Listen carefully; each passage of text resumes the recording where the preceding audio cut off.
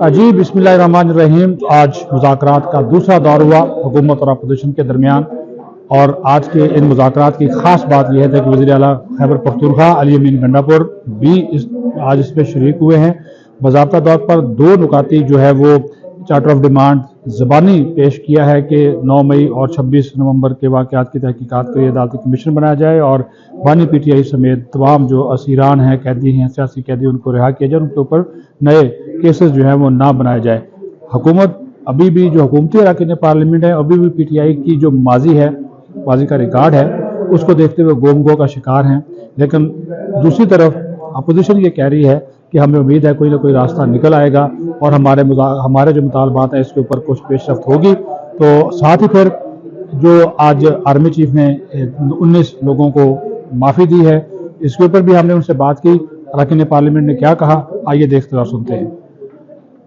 बात उनके सामने आएंगे तहरीरी शक्ल में, दस्तावेज़ की शक्ल में, जो पूरा चार्टर ऑफ डिमांड्स है उनका, तो वो देखेंगे हम वो क्या चाहते हैं प्रिसाइजली, और जो वो चाहते हैं फिर उसकी रोशनी में हम जायज़ा लेंगे कि हमें आइन को भी देखना है, कानून को भी देखना है, रिवायात को भी देखना है, क्या चीज़ें मुमकिन हैं, क्या चीज़ें मुमकिन नहीं हैं। ज़ाहिर है कि फिर हमें अपनी लीडरशिप के पास भी जाना होगा जी, ये डिमांड्स आई हैं, और उसके साथ साथ फिर हमें वकला से भी मुशावरत करना होगी। तो उनकी डिमांड्स आने के बाद फिर मेरा ख्याल है कि कम से कम हफ्ता एक लगेगा कि हम कोई राय बना के उसका रद्द-ए-अमल दे सकें। कि क्या तहरीक इंसाफ आपको मुज़ाकरात के लिए संजीदा लगती है, और आप समझते हैं कि जो तहरीक इंसाफ आज चार्टर ऑफ डिमांड पेश नहीं कर रही, जो उन्होंने कहा था कि हम 2 जनवरी को देंगे, ये उनको करना चाहिए, और उनके पास कोई हल भी नहीं है, या कोई हल हो ना उनके पास। बात ये है कि देखिए, मैं हमेशा कहती हूँ कि डायलॉग बहुत इंपॉर्टेंट है, और ये जो सियासी मसले हैं ये डायलॉग के बगैर हल नहीं होंगे। आप आवाम का मैंडेट लेकर यहाँ पे टाइम वेस्ट ना करें उनका, ना ही आप सड़कों पे जत्थों की सूरत में जो है अपने मसाइल का हल ढूंढेंगे। तमाम सियासी पार्टियां जब तक इकट्ठी होकर एक पेज पे नहीं आएंगी, ये ना मुल्क तरक्की करेगा और ना ही आवाम के जो है वो मसले हल होंगे। और इन्होंने अगर बताएं, और PTI से आपको उम्मीद है कि वो इतने संजीदा हैं कि वो मुज़ाकरात कामयाब करना चाहते हैं? नहीं, संजीदगी तो उनमें कभी भी नहीं थी, और वो एंड टाइम पे यूटर्न ले लेते हैं, और मेरा ख्याल है अभी भी उनसे उम्मीद तो है 50% तक वो यूटर्न लेंगे। लेकिन अब उनके पास कोई हल नहीं है। उनको चाहिए कि तमाम स्टेक होल्डर्स के साथ बैठें और बात करें, क्योंकि जो वो चाहते हैं गुंडागर्दी के तहत कभी भी ये मुल्क नहीं चल सकता, ना ब्लैक मेलिंग के तहत चलेगा। तो किसी एक जमहूरियत के चार्टर के मुताबिक ये मुल्क जरूर चलेगा, आइन के मुताबिक। इमरान खान जेल में हैं, और वो जो माजी में हुकूमत में थे तो वो तो हाथ भी नहीं मिलाना पसंद करते थे, तो अब मुज़ाकरात पे कैसे कायल हो गए और मुज़ाकराती कमेटी भी बना दी? लेकिन जी, जेल में रहना, सख्तियाँ बर्दाश्त करना हर एक का जो है बर्दाश्त, हर एक में हौसला नहीं है। लेकिन अगर अब वो चाहते हैं तो मेरा ख्याल है उन्होंने अच्छी चीज़ सोची है। अब वो इतना कहते थे कि मैं जेल जाऊंगा, मैं लोगों के AC तो वो बंद करते थे, जब खुद को फैसिलिटीज़ कम हुई हैं तो मेरा ख्याल है चीखें भी निकलती हैं। लेकिन इसका मकसद जो है वो उनको अपनी इंडिविजुअल जो है वो लाइफ, या जो एक वो जेल में वक्त गुजार रहे हैं, उसको नहीं देखना। ये 25 करोड़ आवाम का मामला है, और एक इंसाफ के तहत ही वो बाहर आएंगे। तो ये जो कमेटी बैठे, ये सिर्फ मुल्क के लिए बात करें, एक पीसफुल और प्रोग्रेसिव पाकिस्तान के लिए, इमरान खान और अडयाला जेल के लिए। Thank you.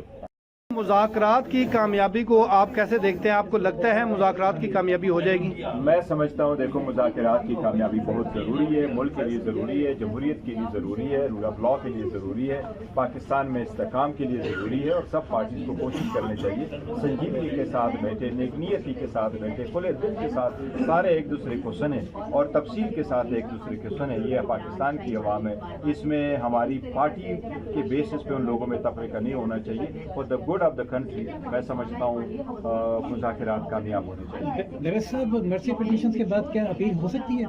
देखिए, नहीं, मर्सी पिटीशन जिस वक्त तक हो कोर्ट से सज़ा पाने वाले 19 अफराद के लिए आम माफ़ी का ऐलान किया है। SPR की जानिब से बयान जारी किया गया है, और मज़ीद 47 ने भी माफ़ी की दरख्वास्त दायर कर दी है। आप ये मुज़ाकराती अमल आप शुरू हो चुका है, दूसरा इजलास होगा, उससे कबल इसको आप बारिश का पहला कतरा समझ रहे हैं? बहुत शुक्रिया। आज इस खबर का इल्म हुआ, और इस खबर के हवाले से मेरी 2 राय हैं। एक राय तो इसको मैं खुशाइन करार देता हूँ कि थोड़ा सा तर्स तो इंसानों पे आ गया, और ये जो है एक इजहार है, जस्चर है उन लोगों के ख़िलाफ़ जिनके बारे में इन्हीं का बयानिया था कि नाकाबिल तरदीद शवाहिद थे, اور میرا خیال ہے کہ اگر 19 لوگوں کے ساتھ یہ حسن سلوک کیا گیا تو اس میں پھر تفریق نہیں ہونی چاہیے. بقایا لوگوں نے بھی کوئی ایسا گناہ کبیرہ نہیں کیا تھا کہ ان کو یہ پھر ڈینائی کیا جائے. بہرحال اس مختصر ان کو آزادی مبارک ہو. اور میرا خیال ہے کہ یہ وقت ہے پاکستانیت جتانے کا اور لوگوں کے ساتھ جو ہے وہ شفقت سے پیش آنے کا. میں اس کو خوشائن قرار دیتا ہوں. اور جو بقایا لوگ ہیں ان کے ساتھ بھی سیم ٹریٹمنٹ ہونی چاہیے.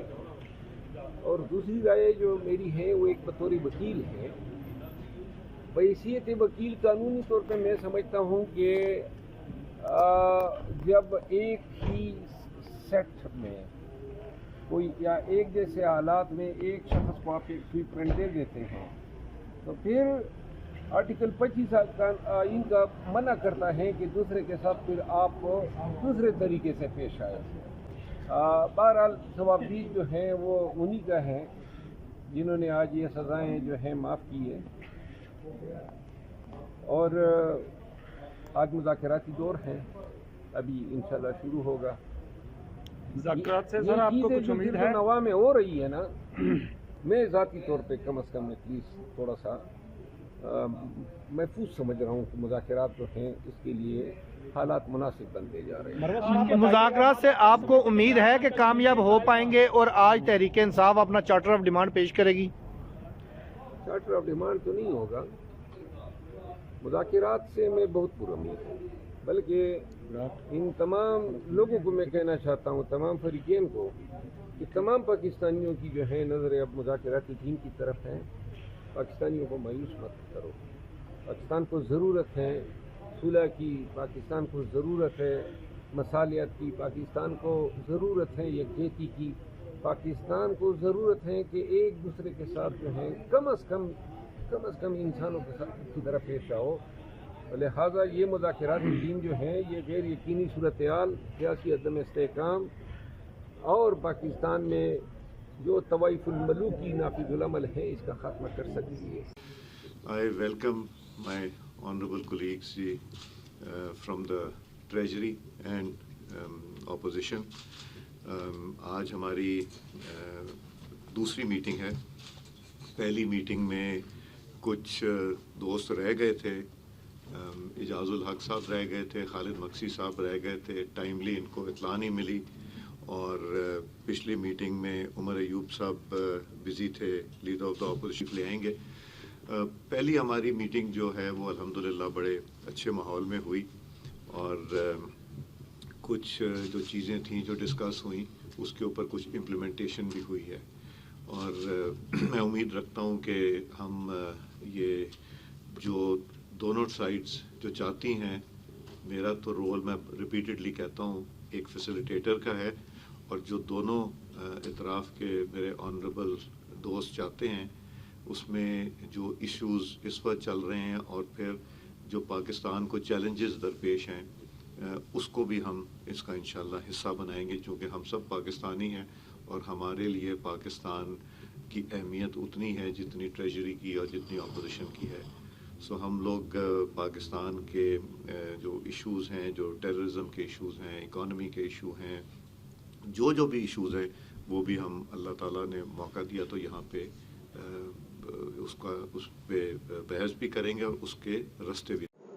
جی, آپ نے اراکین پارلیمنٹ کی گفتگو جو ہے وہ سنی ہے, ان کو امید بھی ہے اور وہ اس بات چیت کو نہ صرف تعمیری بلکہ جمہوریت کے لیے, پارلیمنٹ کے لیے بھی اہم قرار دے رہے ہیں. اب دیکھنا یہ ہے کہ اگر نیت دونوں کی سنجیدہ ہے تو پھر ان مذاکرات کو کامیاب ہونا چاہیے. چارٹر آف ڈیمانڈ آ گیا, حکومتی موقف بھی سامنے آ جائے گا, لیکن سب کا فائدہ اسی میں ہے کہ پارلیمنٹ کی بالادستی ہو اور جمہوریت مستحکم ہو اور عوام کو ان چیزوں کا نہ صرف فائدہ ہو بلکہ ان کے مسائل بھی حل ہوں.